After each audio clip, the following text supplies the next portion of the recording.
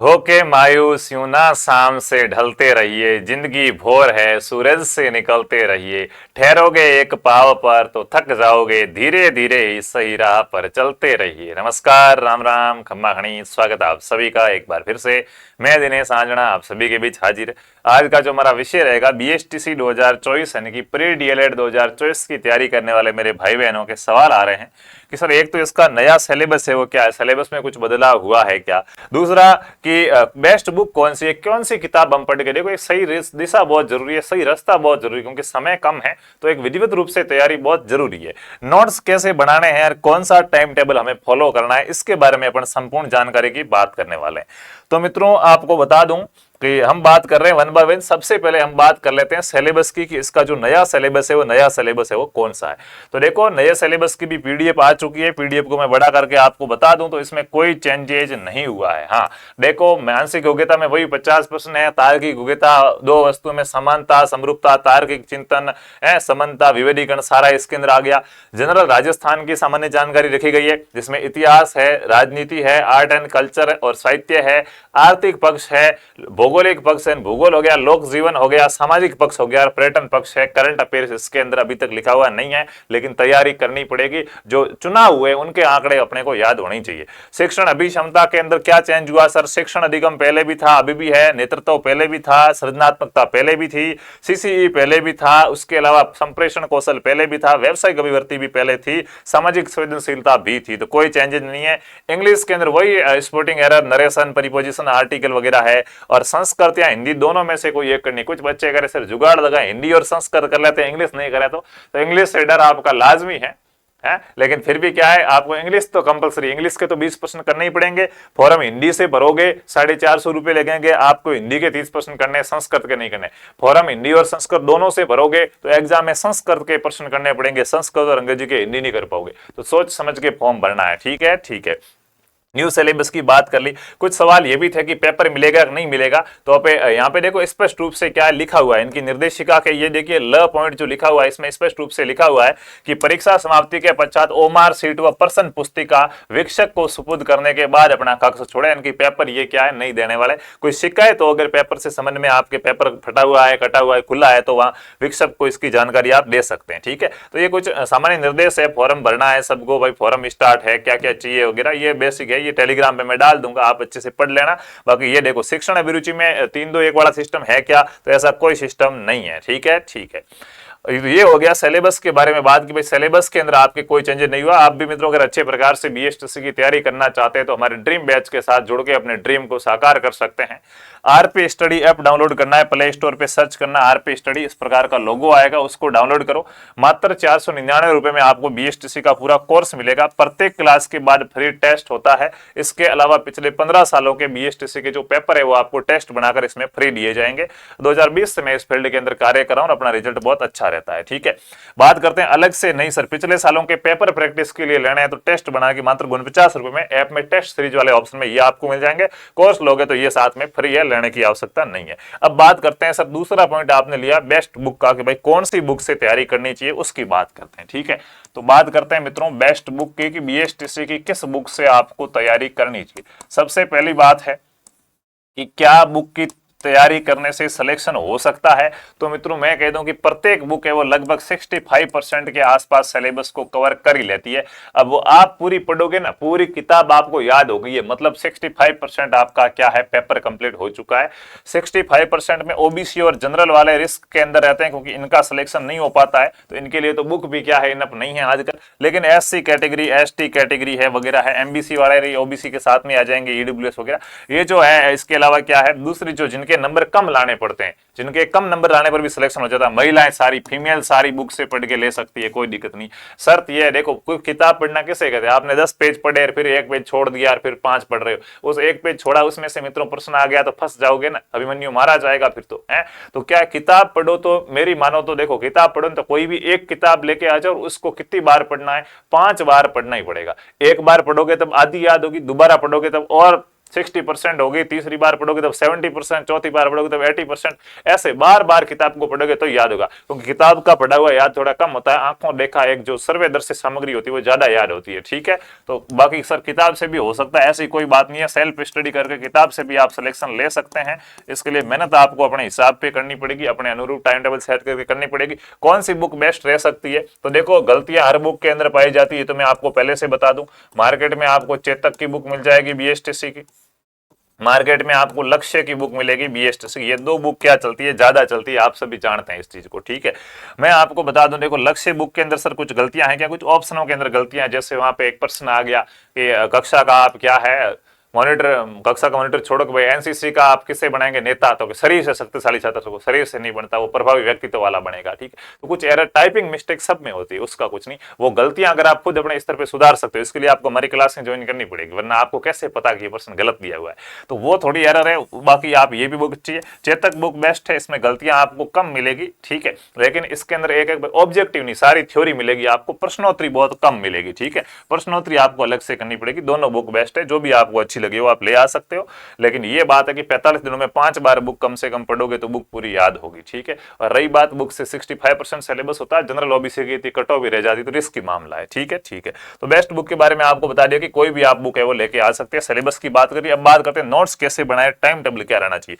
तो देखो नोट्स की बात रही, अगर आप बुक से नोट्स बनाने की सोच रहे हैं कि सर बुक से नोट कैसे बनाए, तो देखो किताब खोली, किताब का पन्ना आप पढ़ो। ठीक है, जैसे ये किताब है, इस किताब को पढ़ रहे हो ना, पढ़ते साथ में एक रफ कॉपी और पेन लेके बैठो। सर रफ कॉपी रखनी क्या, हाँ रफ कॉपी और क्या है, रफ कॉपी और पेन लेके बैठो, किताब से जो पढ़ा उसको पढ़ो, आंख बंद करो, उसको अच्छे से, जैसे जो भी आपके याद करने का तरीका, अपना कुल टारगेट याद करना है। ठीक है, कैसे भी करो, ठीक है, अपना उस तरीके अच्छे प्रकार से याद करो, उसके बाद उसको साइड में रख लो। ठीक है, जैसे आपने कोई भी एक टॉपिक पढ़ा कि मैं तो रणथंभौर के चौहान पढ़ रहा हूँ, ठीक है, तो वापस आपने रणथंभौर के चौहान से जो जो पढ़ा अब उसको यहाँ पे लिखो कि रणथंभौर का चौहान वंश पढ़ा क्या था, तो कि रणथंभौर के चौहान वंश का संस्थापक के गोविंदराज। ठीक है, कौन है गोविंदराज, तो कि पृथ्वीराज का पुत्र है। ठीक है, ऐसे पूरा का पूरा लिखो जो आपको याद हो गया है, फिर मिलान करो कि अच्छा ये मैंने इतना पढ़ा है, इसमें से मुझे याद कितना हो गया, तो कि ये सर 80% याद हो गया, पीछे वाला 20% जो आपने पढ़ा तो था लेकिन याद नहीं रहा, उसको नोट कर लो कि ये मुझे याद नहीं रहता है, बस इस प्रकार से।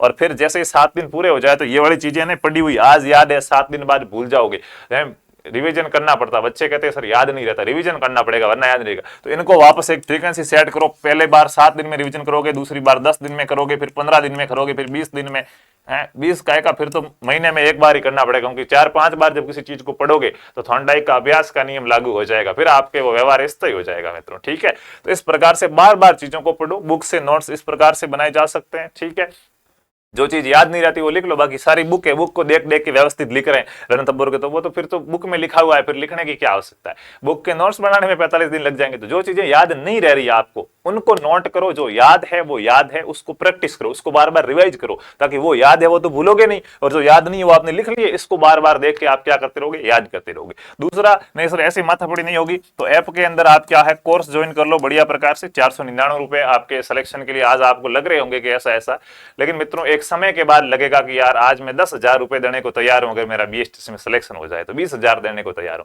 इससे अच्छा 500 रुपए का खर्चा, बढ़िया प्रकार से आप बैच ज्वाइन करो, उसमें हम आपको सारे नोट्स वगैरह बढ़िया प्रकार से लिखा रहे हैं, उनको बार बार पढ़ो, याद करो, टेस्ट दो, आराम से आपका मैटर क्लियर हो जाएगा। देखो आपका सिलेक्शन कोई करवा सकता है तो आप खुद है, यहाँ पे जितने भी शिक्षक है या और भी हमारे शिक्षक साथी है, आपका हम मार्गदर्शन कर सकते हैं, हम आपको एक सही रास्ता बता सकते हैं, एक सही कंटेंट है वो आप तक हम डिलीवर कर सकते हैं।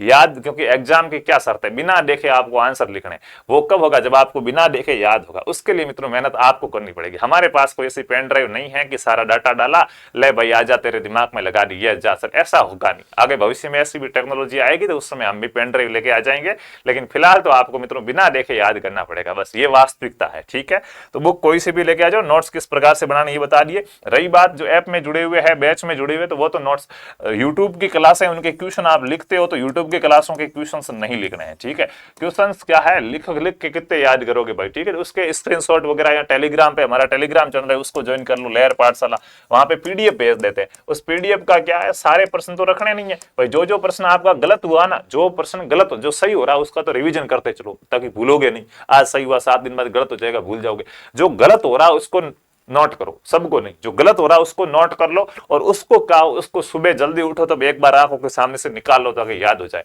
इस प्रकार से करते हुए चलना पड़ेगा। सारी सामग्री साथ लेके नहीं चलेंगे, जो याद है उसका तो सिर्फ रिवीजन किया जाए, जो गलत हो रहा है, जो याद नहीं है, उनके ऊपर थोड़ा जोर दिया जाए। ठीक है, इस प्रकार से आप क्या कर सकते हैं, नोट्स वाला काम है वो कर सकते हैं। ठीक है, बाकी नोट्स में वो सुंदरता लाने के लिए हर चीज लिखने का इतना समय है नहीं, 45 दिन के अंदर ये हो नहीं पाएगा।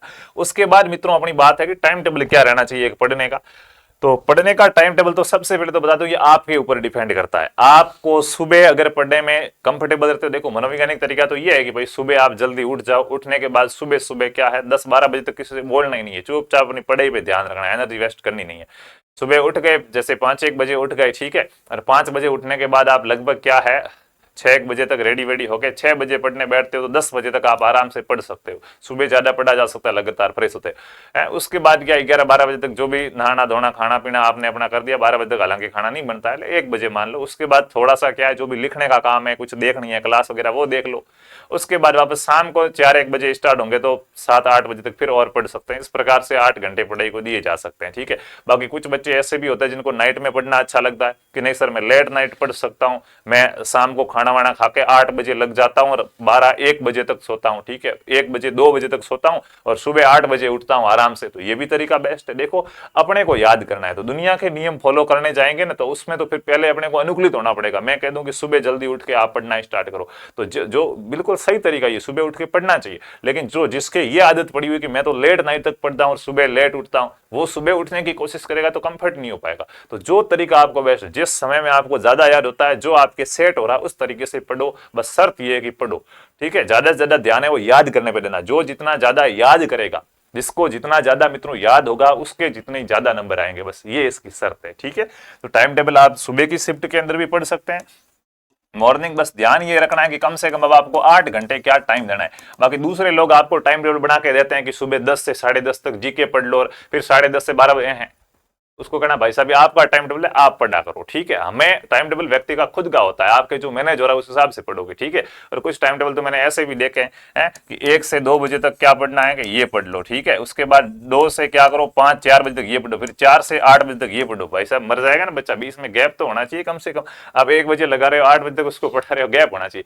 तो टाइम टेबल वाली बातें होती है, ये किसी की कुछ फॉलो नहीं करना, आपको खुद को अपना टाइम टेबल बनाना है मित्रों, उसी से आपकी पढ़ाई हो पाएगी। ठीक है, क्योंकि टाइम टेबल सबके अपने अपने अनुकूलन के हिसाब से बनेंगे। तो कोशिश करो बढ़िया बढ़िया शिफ्ट के अंदर पढ़ाई करो। 3 शिफ्ट रखो दिन की, 3 शिफ्ट में 2 शिफ्ट आपकी याद करने की रखो, 1 शिफ्ट है वो नोट्स वगैरह बनाने की करने की, ऐसी रखो। ठीक है, जैसे मॉर्निंग जो अब जिसके जो सेट हो रहा है, ठीक है, मैं एक अनुमान बता रहा हूं, जैसे अगर मुझे करना होता तो मैं क्या करता। ठीक है, तो मॉर्निंग शिफ्ट रखी जाए, उसके अंदर मॉर्निंग में जैसे 6 बजे आप लग जाओ ना तो भी 10 बजे तक ये जो 4 घंटे है, ये 4 घंटों की शिफ्ट लगातार पढ़ा जा सकता है बिना ब्रेक के इसके अंदर, क्योंकि सुबह सुबह हम एकदम फ्रेश होते हैं। ठीक है, ठीक है, उसके बाद जैसे घंटे भर का क्या ले लिया, रेस्ट लिया, 11 बजे तक स्नान वान कर लिया। उसके बाद क्या 11 से 1 बजे तक खाना नहीं बनता भाई, इसमें नाश्ता वास्ता कर लिया, 10 बजे के बाद हल्का फुल्का, 11 से बस 12-1 बजे तक 2 घंटे आपने कोई क्लास व्लास देख ली, क्योंकि 4 घंटे लगातार याद किया तो अब थोड़ी क्या है जो पढ़ा उसमें से टेस्ट वेस्ट दे दिया, कोई क्लास देख ली, ऐसे कर दिया। फिर 1 बजे तक खाना वाना बन गया, 3 बजे तक आपका रेस्ट हो गया, 4 बजे तक, जैसे 3 बजे तक रेस्ट हो गया, 3 के बाद वापस आप स्टार्ट होते हैं 6 बजे तक या 7 बजे तक क्या कर ली, बढ़िया पढ़ ली, फिर से 4 घंटे। इसमें आपको थोड़ा 15-15 मिनट का गैप चाहिए, लगातार नहीं पढ़ पाओगे। 3 से 4, 4:30 पढ़े, टाइम के अकॉर्डिंग नहीं, टॉपिक के अकॉर्डिंग होता बेटा। ठीक है, आप पढ़े, जैसे सर मैं तो पढ़ रहा था 3 से 4, मेरा टॉपिक 4:30 बजे पूरा हो गया, अब मैं नया टॉपिक स्टार्ट करने वाला हूं, उससे पहले आप थोड़ा पिछले टॉपिक के कुछ क्वेश्चन निकालो, पानी वानी पी लिया, फ्रेश हो गए, 5-1 मिनट इधर उधर चले गए, ऐसे पढ़ाई होती। टाइम टेबल ये होता है, एक शिफ्ट के अंदर गैप दे दे के पढ़ाई करनी होगी, तब पढ़ाई होगी। कोई आपको आके कह रहा है 4 से 5 ये पढ़ नहीं भाई, आपकी जो इच्छा होगी वो पढ़ो। बाकी कुछ साथी ये भी कह रहे हैं जीके में ज्यादा ध्यान दो, तो वो आप खुद समझदार है मित्रों। इसीलिए तो कहते हैं जिसका जैसा मार्गदर्शक होता है ना, अपन जिसकी संगति में रहते हैं उसका प्रभाव अपने ऊपर पड़ता है। ठीक है, वर्तमान समय किस हिसाब का है, वो समय कह रहा है जीके का ज्यादा ध्यान नहीं दिया जाएगा। ठीक है, जो नया बच्चा है वो तो क्या है इतिहास में फंसेगा ही नहीं, भंवर के अंदर राजा महाराजाओं को उसको कहेगा भली करे राजा महाराजा। ठीक है, हाँ, तो वो वाली बात है। तो अपनी अपनी स्ट्रेटजी, बाकी आपको जो सेट लगे उस हिसाब से आप पढ़ाई करो। मुझे आपने जो सवाल पूछे उसका मेरा क्या परिदृश्य है, क्या दृष्टिकोण है, उसके हिसाब से मैंने आपको इसके क्या दिया आंसर दिए। बाकी बैच के बारे में आपको बता दिया, इसमें जुड़ के आप बढ़िया प्रकार से अपना सिलेक्शन ले सकते हैं। तो इसके अलावा भी आपका कोई सवाल है तो दोस्तों आप वो कमेंट करके जरूर बताना, मैं जरूर कोशिश करूंगा उसके ऊपर भी वीडियो बना के आपकी सहायता करने की। धन्यवाद।